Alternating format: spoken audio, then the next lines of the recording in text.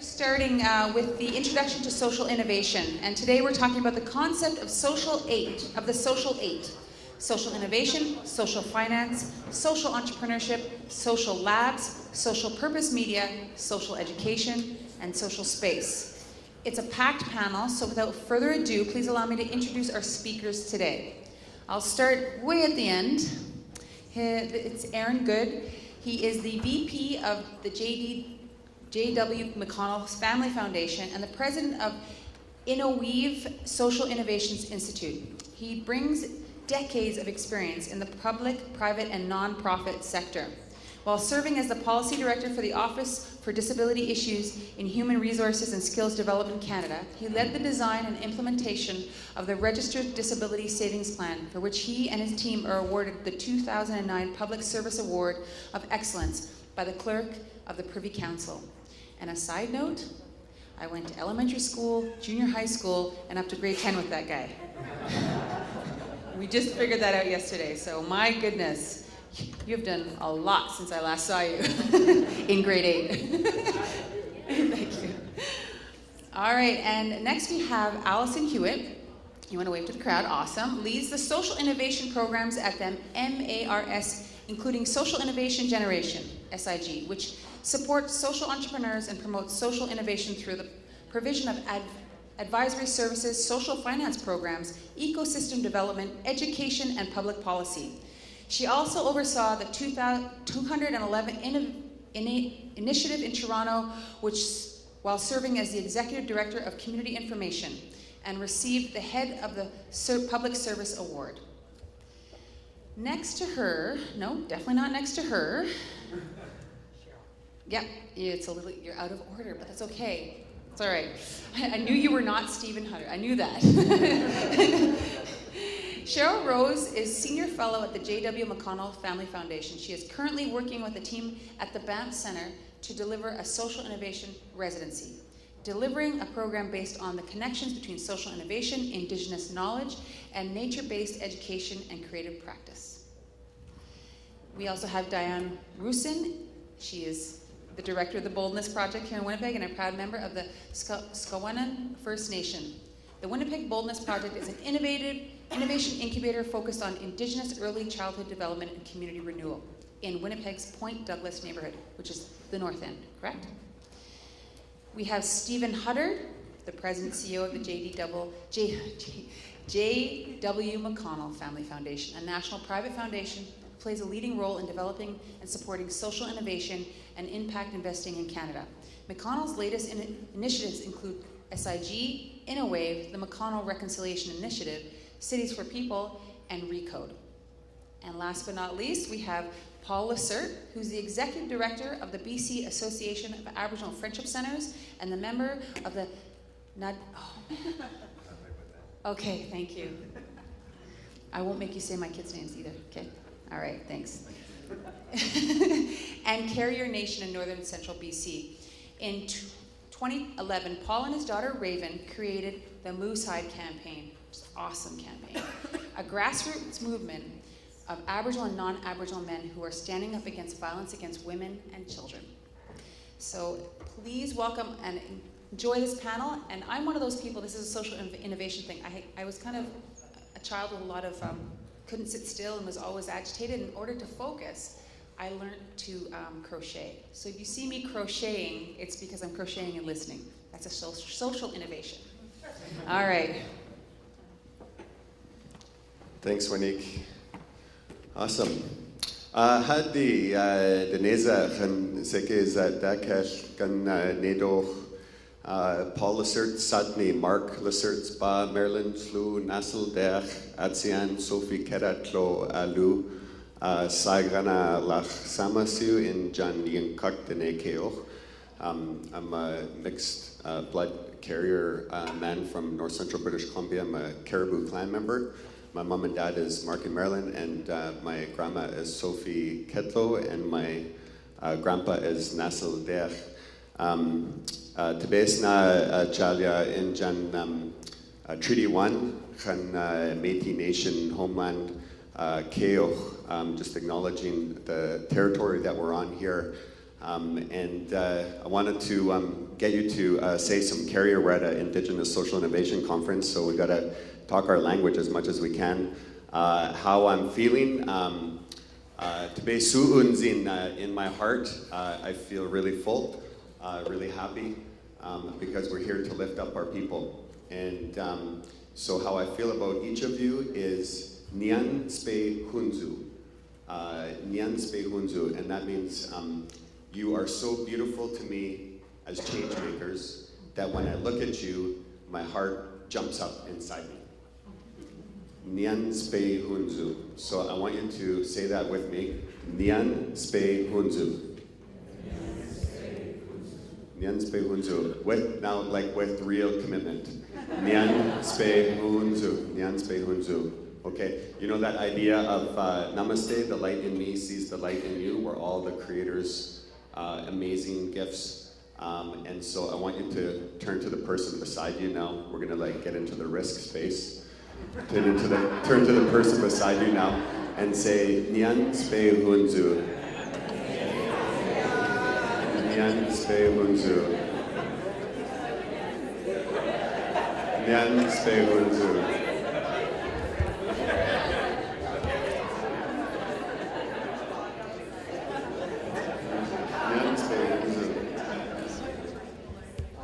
Nian Spe Hunzu. Thank you. I just did that so that Monique and I could do that with each other. Yeah.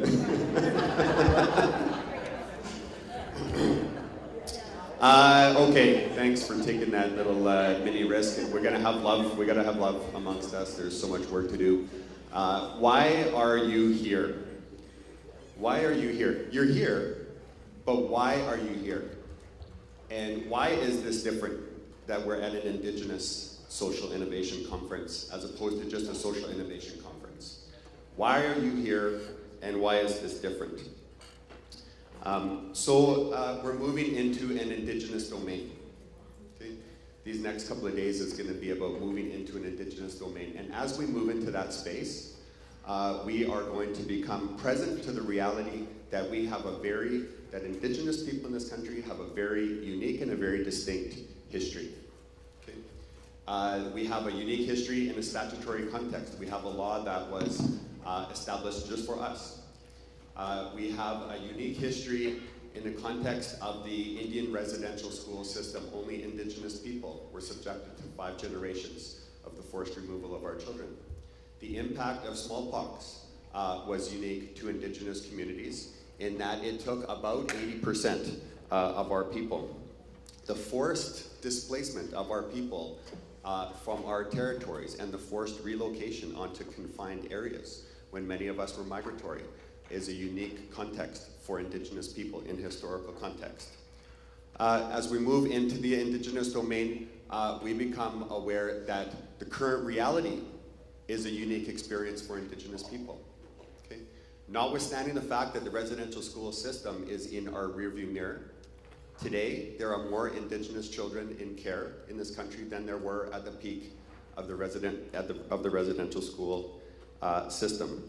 The public education system, by its own letter grade standard, is graduating 48% of Indigenous kids that go into the public education system. By its own standard, it's failing our people. My daughter Raven is here. She just attended the funeral of yet another one of our youth that died by their own hand last week.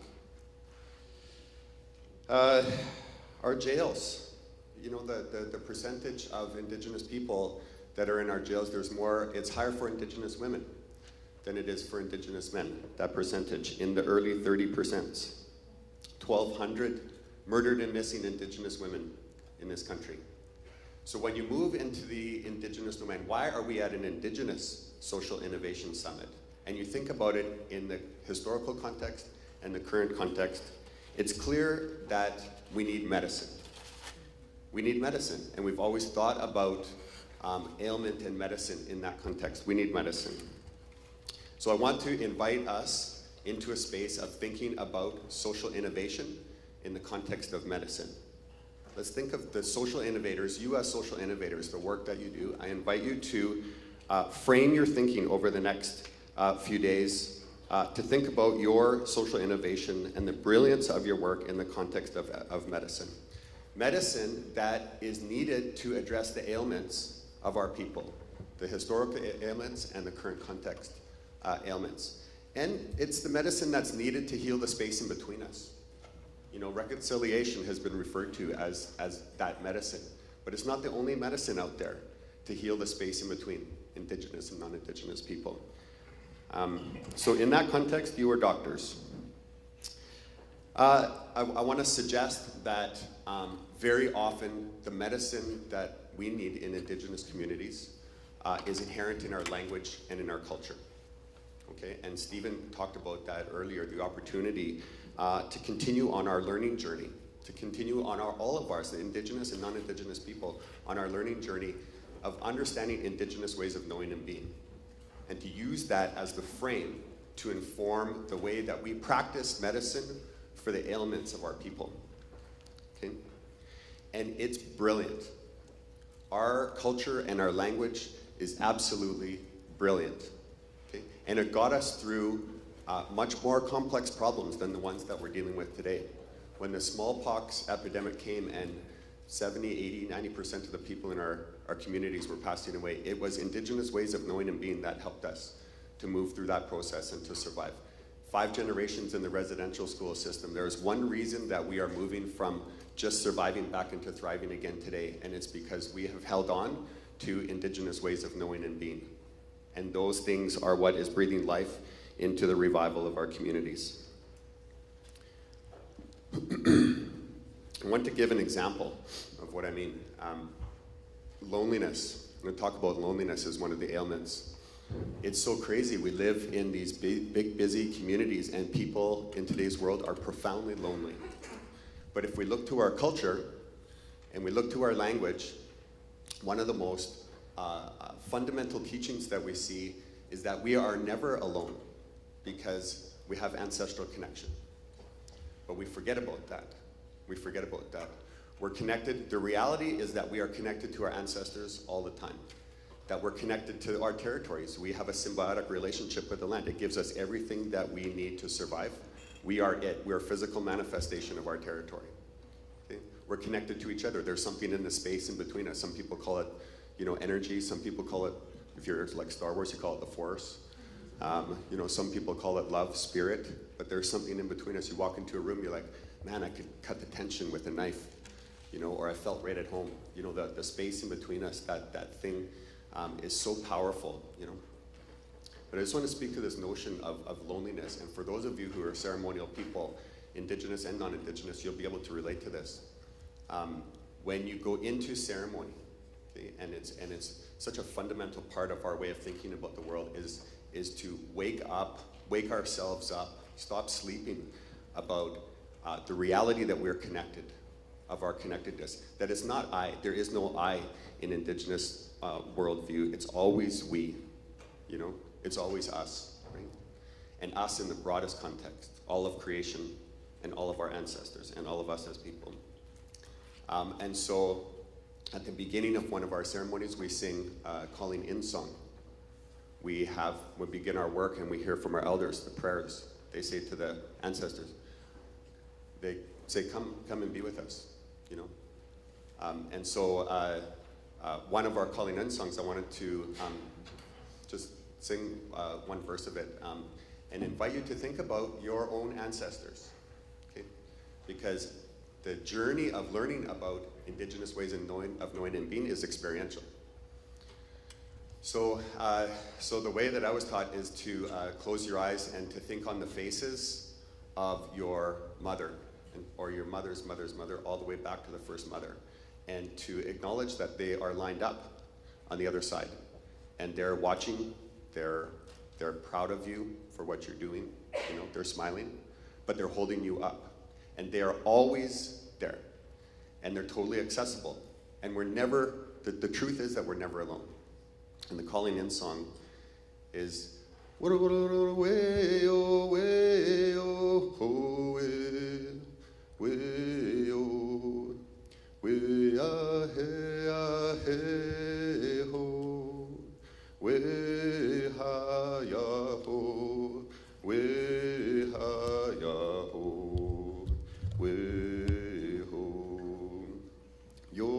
he a he a he ho.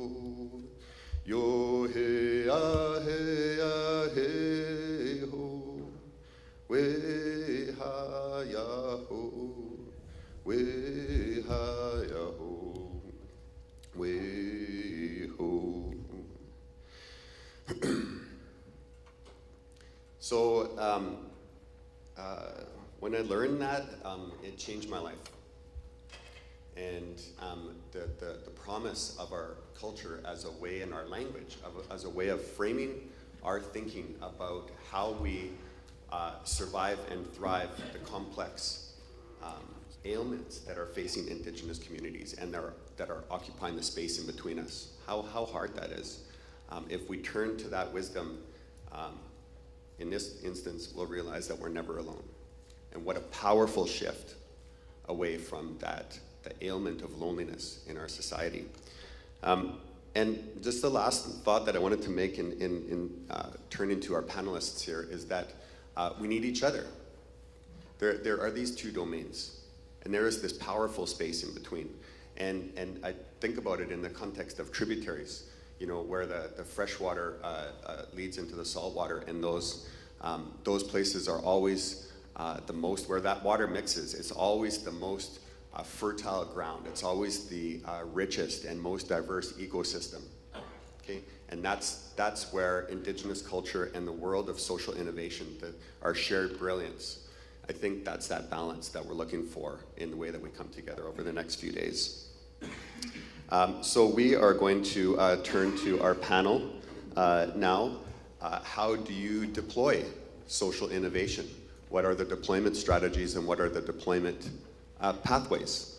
And my challenge for you is to think about these presentations in an Indigenous lens and to acknowledge the space in between and to move into that. And to thank you for listening to these opening words. I probably took a little bit more time than I was permitted. And I'm going to turn first to my dear friend, this beautiful man, Stephen Huddard.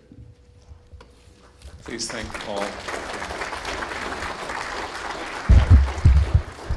One of the things about my own learnings about Indigenous social innovation is how potent it is.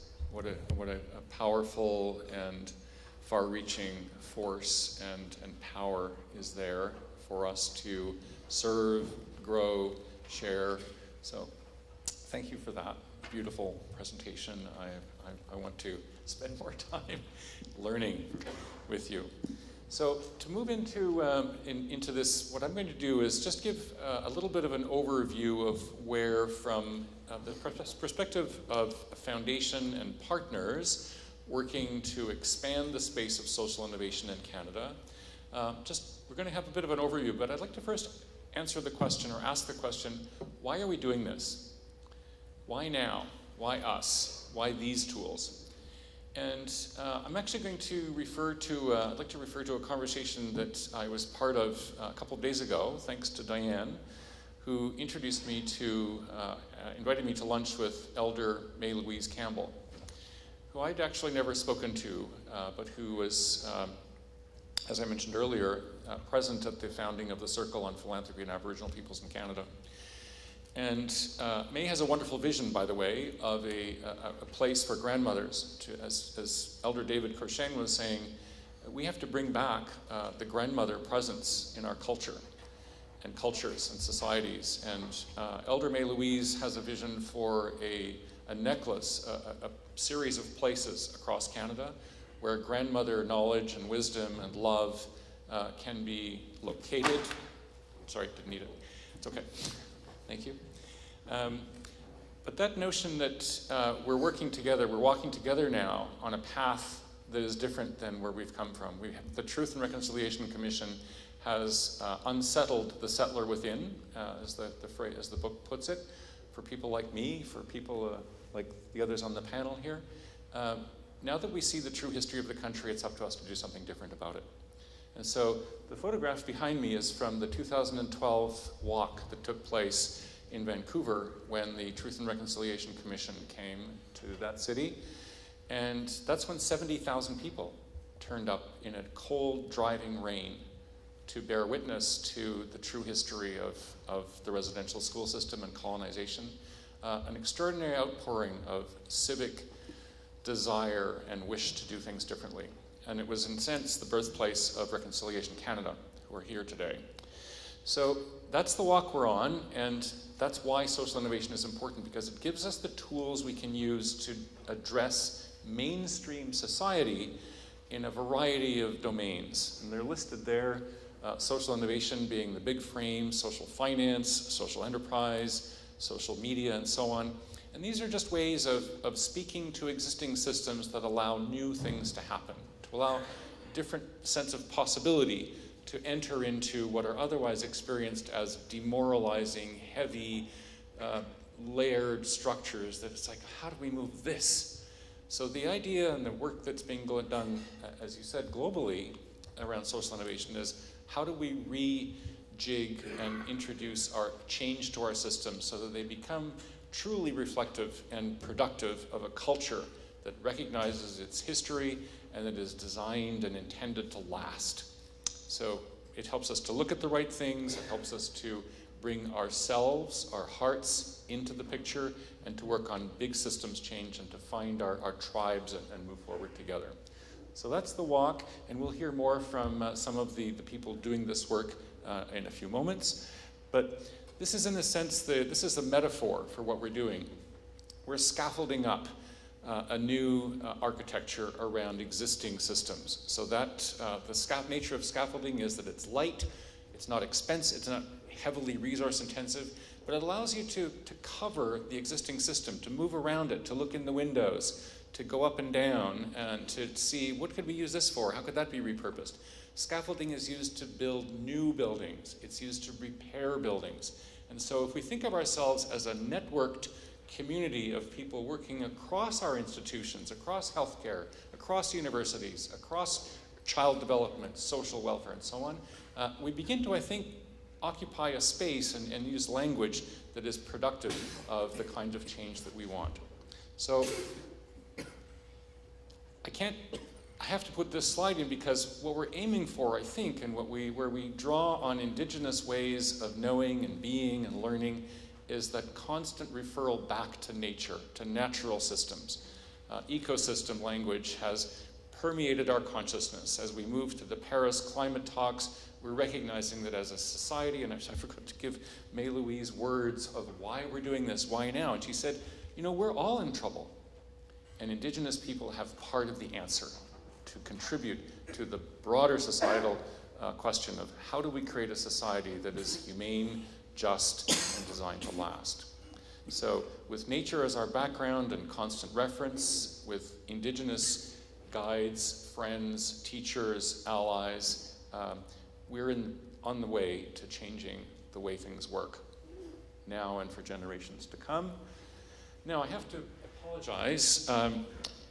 Well, let's pause. Should we pause there, or should we just go right into social finance? We've got 24 minutes left. 1, 2, 3, 4, 5. Well, what, carry on? Does anybody want to feel a need to ask a question, or should we jump right in? Okay, jump right in. So I am not Erica Barbosa. I am not from Bolivia, but you have to imagine that I am for a moment, because that's who was going to deliver this part of the presentation. Erica is the wonderful person who leads the social finance practice at the J.W. McConnell Family Foundation, and she didn't make it to the airport yesterday, so she'll be here later. And one of the ways to look at this presentation now is to say, what themes do I want to explore further? So there'll be more on each of these topics that are raising here, but social finance is basically about how do we re-engineer the big part, the economy? How do we introduce change to that system, both at a very local level in terms of community-owned businesses and social enterprises, but also at a macro level? How do we create sort of a post-capitalist era, or create the big levers and use those to affect change? So we're talking about social finance now, and there's a definition on the screen. I won't read it to you because I'm sure you can all see that. But it is, in fact, a growing movement globally, of which we're a small part. And just to say that at the foundation, we're starting to move our endowment out of the stock market and put it into investments that reflect our philanthropic purpose. So putting all of that energy, that capital, to good use, to better use, is what social finance and impact investing are about. And Canada has been leading in this space, or working in this space for a while. I see Tim Drayman here, who was instrumental in creating the Centre for Impact Investing at Mars in Toronto. When we talk about Indigenous social finance, which is really what I think we want to focus on for a moment, we see tremendous challenges and opportunities here. Indigenous people occupy most of this land, most of this country, and claim title and right to claim title to it. And of course, why not? They were here first. They weren't, those treaties have been abrogated, and we won't go into all of that history, but as John Ralston Saul says in his book, why not give the land to the people who live there and who care about it and who are promising to look after it? So there's a tremendous resource base there, tremendous latent economic power. And I'll just talk about one social finance project that we're involved in with the Huron in Quebec. We're in a partnership. We've created a fund, a $2 million fund, to share the Hurons' model for creating owned housing on reserves, something that you're not supposed to be able to do. But with guidance from Michael Rice, from Monique's community, we are putting into 5 other communities a model for making mortgages so that people can own their homes by lending them money that they pay back, just like people who don't live on reserves are able to do. So a small example, but an important one, of social finance's potential. There's some other types of instruments, green bonds and so on. I think we're at the point where we can start talking about an Indigenous bond and Indigenous investment funds to support some of the changes that we need that are at a larger scale, but that are grounded in community. I think that's my last slide. Let me pause there, and do you want to say anything about it? We can. All right, roaring ahead. About 4 minutes each for our speakers, 3 or 4 minutes. Good. Perfect. Come to the lab. Just kidding. I can see if Paul has anything else to add. Yeah. I guess what I'll do with my 4 minutes is I just want to acknowledge and thank Paul for the song that he just sang for us this morning. I don't know about any of you, but I had a bit of a funny night, so I went and grabbed my kid and I cuddled with her, and slept with her last night just to try to make myself feel better. And then I had to get up this morning in the snow, and I got here all out of breath and just crazy in my head. And closing my eyes and listening to that song and thinking about my mother and my grandmother and my great-grandmother just did something for me that I needed. So, miigwech. And that's the tools we're talking about, Where is there place and space for that kind of being?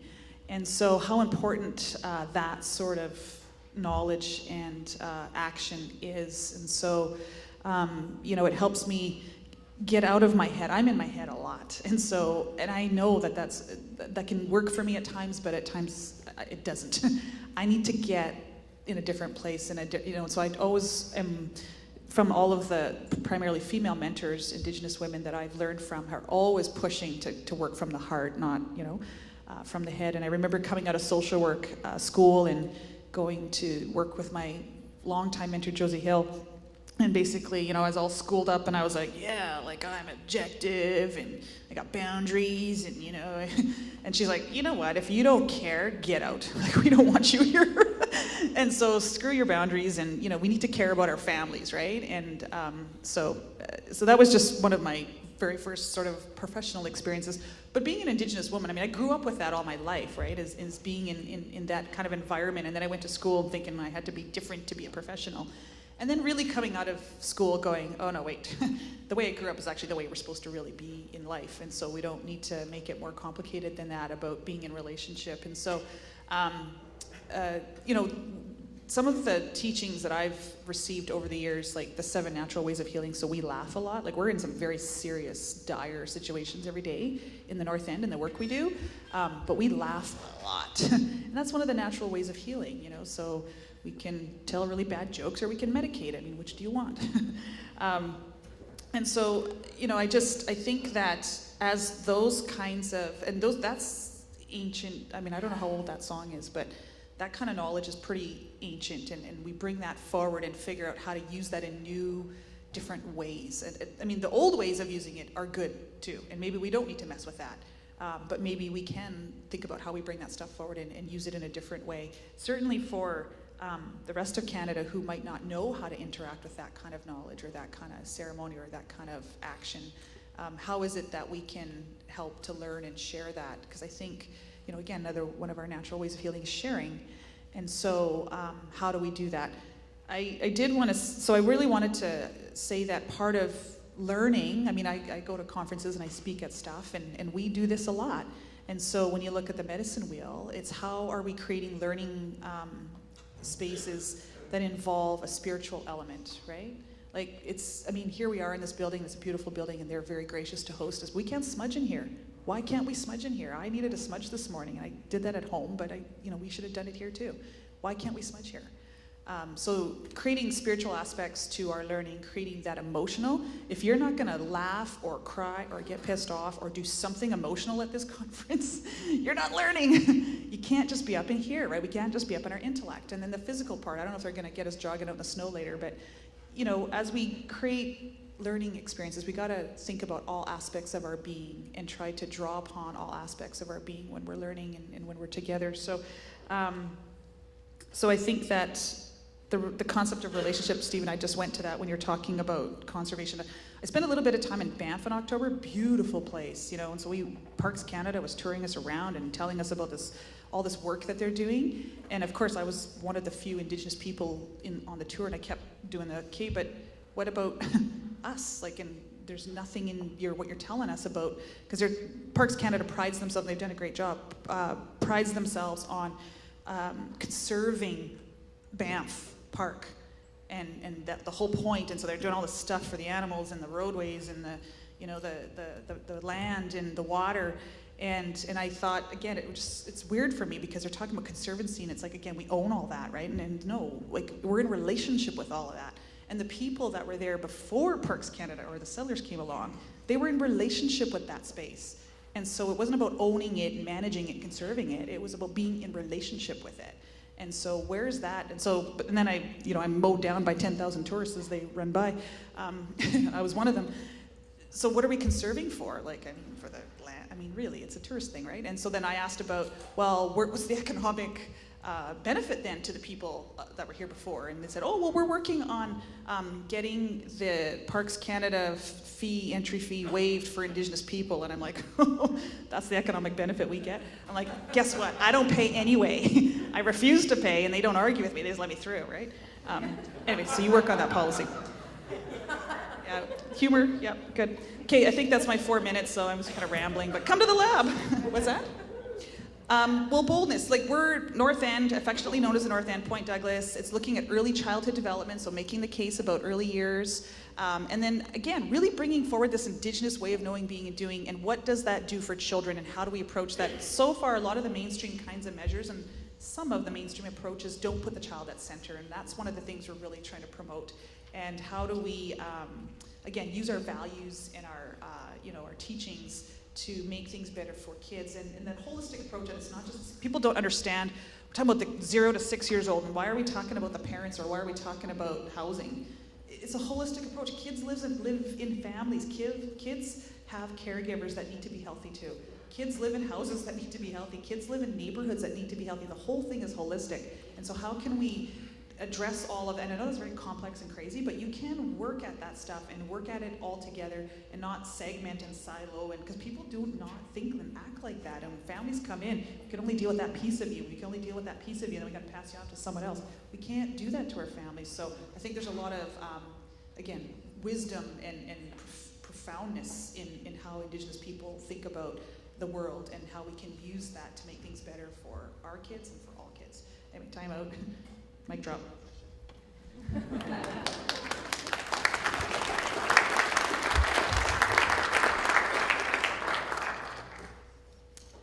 So those are not my slides. That's for a different presentation. I think that I'll just talk without slides. Great. I'm going to talk a little bit about what are we learning about social innovation And where's that learning coming from? And how are we sharing and teaching about social innovation for those that want to learn more about it because of the work that they're doing and how deeply they're caring about seeing some impact happen, that they feel it's more than time for. They're feeling a real urgency around seeing the dial shift on some of these really big complex problems that they work on, whether they're social problems or environmental problems, or what is often the case are things that are very linked together, both social and environmental aspects to them. So have sort of had an odd professional life of often working with academics and working at universities, but I'm not an academic. And but I know that there's ideas, and more importantly, there's people there that have so much to contribute out into the communities, right on the ground level where people are working. But those bridges between those things are often kind of shaky if they exist at all. And so I've really just been interested in playing in that space in between for a long time. And I've been really excited for about the past 8 years working alongside some brilliant but very practical academics at the Waterloo Institute for Social Innovation and Resilience. And 2 of them will be here tomorrow to join the conference. But where are we learning about social innovation? One of the reasons why I went to work for this institute was because it was researchers I didn't even know. There are these people in Canada and around the world that are trying to figure out, how does big system change happen? How does it happen? What's going on when it doesn't happen and we hit those brick walls?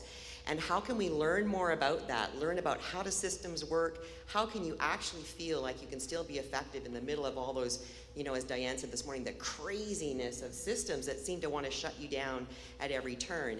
And there are people that are devoting their research time to trying to figure that out. And they do that both by, studying theoretical things, but they also do it by working a lot with successful practitioners and trying to pull their story from them so that they can be able to share it with others. And so it's coming, where are we learning about social innovation? We are learning it from researchers in all kinds of different disciplines, very often a holistic approach. Diane just used that word holistic, and I was thinking that's so true about how we're learning about it. You've got to bring lots of different ways of knowing. So it's about bringing lots of different, sort of academic disciplines together, but it's also bringing lots of cultural knowledge together.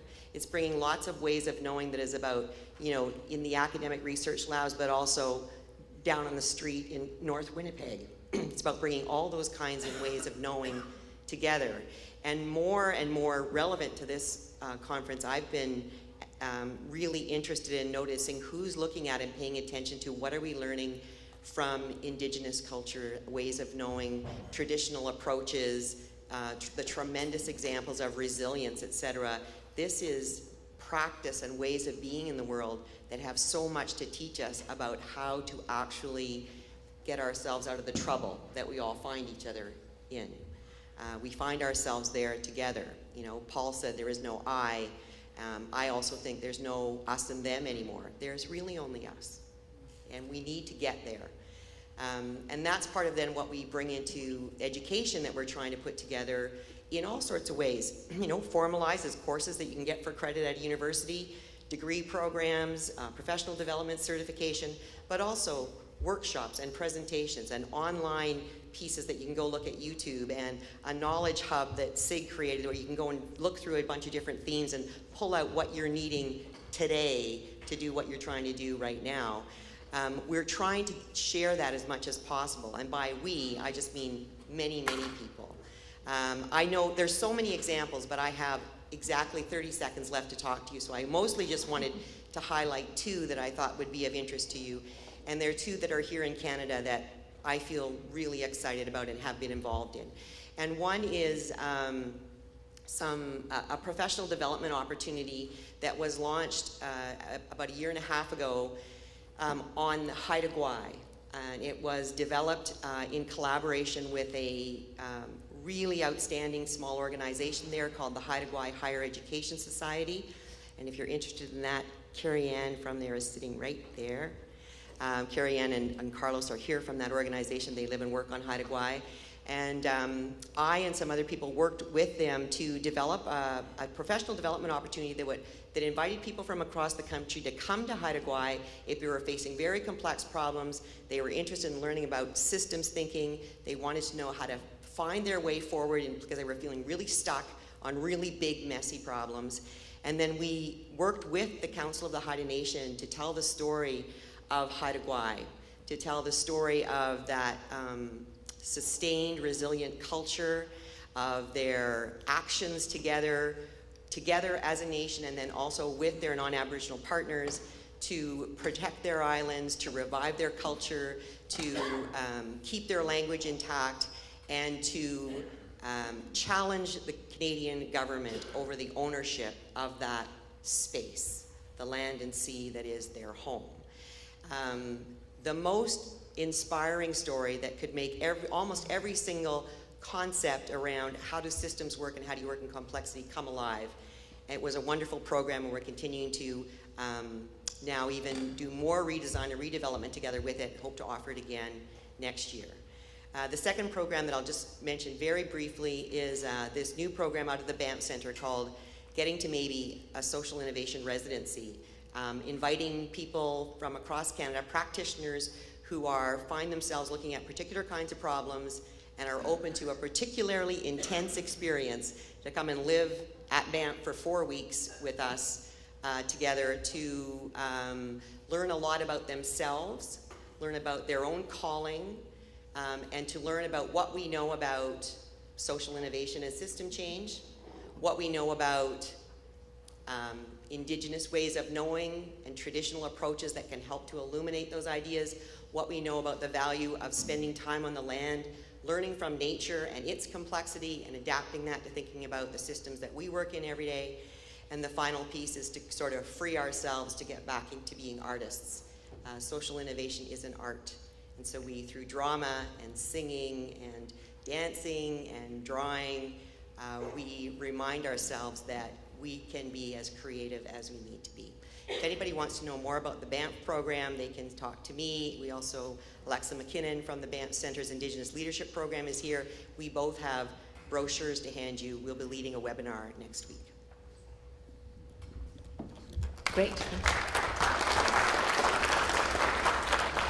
Okay, I'm going to stand up. Okay, so I'm just going to quickly talk about social entrepreneurship. So you know everything is happening very quickly on our panel, but let's go way over to this side. And at one point, we had these very traditional charities that relied 100% on grants. And what I want you to think about is what is the charity mentality meant for Indigenous populations, and how's that working for us? And then way over here, we had these traditional businesses. And in a traditional business, in the old school, we cared about one single bottom line, which was profit. Profit at all costs, did not care about the land. How's that working for us? And so what we see happening is incredible pressure being put on both ends of the spectrum, where charities are thinking about their sustainability in terms of creation of social enterprises, or how can they generate income so they're not grant dependent exclusively. Now, I'm a huge believer in philanthropy and think we need a culture of philanthropy. It's necessary, but not sufficient to solve our wicked challenges. And on the other end, we saw corporations write a check. We saw them get into corporate social responsibility. And now we have this wonderful, messy space in the middle where we see things like corporate social innovation or benefit corporations emerging. And I'm just going to lightly introduce some of the concepts of social innovation there, but I'm around and I would love to chat with anybody more about where they see some things happening in their communities, where do they see them on the spectrum, and how do we move it to that wonderful, messy middle where we can bring our whole selves, a theme you've heard already on this panel, where can we bring our whole selves to making money and making an impact? It doesn't have to be either or. Are you with me? Okay. A couple of quick quotes about social entrepreneurship, and I want to see how this resonates with you. So the first one is from Bill Drayton, who's the founder of Ashoka. And what Bill says is, social entrepreneurs are not content just to give a fish or teach how to fish. They will not rest until they've revolutionized the fishing industry. So I challenge us to think about what is our fishing industry? How do we think big to tackle some of our wonderfully wicked challenges? And David Bornstein, a Canadian, and I know this is going to resonate with you, says social entrepreneurs identify resources where people see only problems. They view the villagers as the solution, not the passive beneficiary. They begin with the assumption of competence and unleash resources in the communities they're serving. He obviously is a Canadian. He obviously has Indigenous soul, and I think that's something we have to think about as we move forward. Do you want me to do social tech then? Or just, yes? Okay. So again, so I'm going to speak to you really quickly about social technology. It sometimes feels crazy, overwhelming, you know, everything from Twitter to Facebook to Snapchat to Instagram, you name it. But these are all just tools that we can use to affect greater social change. Oh, my clicker's not working. You'll get me there? Speaking of, it's true, every time you talk about tech, it'll go wrong, guaranteed. Guaranteed. Voila. And so what I wanted to say is when you rip apart all of those wonderful social technologies, at the core of it are two things that we value, and all of these things have been already discussed here today. Relationships. It's all about relationships. Social tech cannot just be one way. It's got to be about engagement and building that. And secondly, it's about storytelling. And who does that better than Indigenous populations? This is ready-made for us. And the whole era of big data and what is happening there. And we just saw in Paris, Facebook, this safety check, which people in the era of crisis could just send out a notice to all of their family, all of their connections on Facebook, and say they're safe. How can we use that? How can we use those kind of tools? Because that's all they are, is to gain a relationship and to do better. And finally, the United Nations has issued a report to declare internet access a human right. Let's start there. Let's get internet access to all of those who need it, and then we can go from there and build a better world. Thank you very much.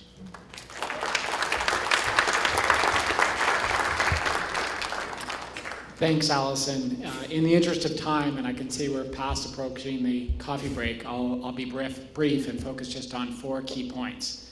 But first, I'd just like to thank our elders and Paul for sharing with us and sharing with me some Indigenous traditions that feel very similar to those of my ancestors from thousands of years ago coming from the Middle East, and often much more similar than some of the secular traditions that I'm used to experiencing. So thank you very much.